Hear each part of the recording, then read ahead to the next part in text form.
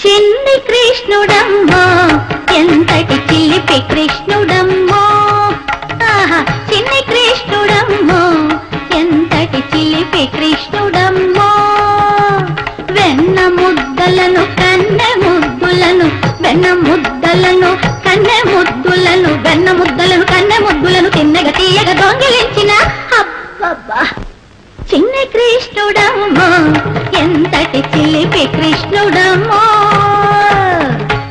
శ్రీమద్రమారమణ గోవిందో.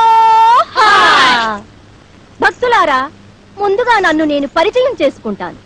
నేను రంగస్థలం మీద కథలు చెప్పను, ఊరూరు తిరుగుతూ ఉంటాను, ఉండే చోటే కథలు చెప్తూ ఉంటాను. నన్ను అందరూ కన్యాకుమారి అని పిలుస్తూ ఉంటారు. నిజానికొస్తే నేను కన్యను కాదు, అలా అని చెప్పి కుమారిని కాదు, ఒక బిడ్డకు తల్లిని. సబాష్! నేను భజంత్రీల వంశాంబుదిలో పుట్టాను కాబట్టి నన్ను అందరూ భజంత్రీల కన్యాకుమారి అని పిలుస్తూ ఉంటారు. అదేంటి జంతికలు అంటున్నావు?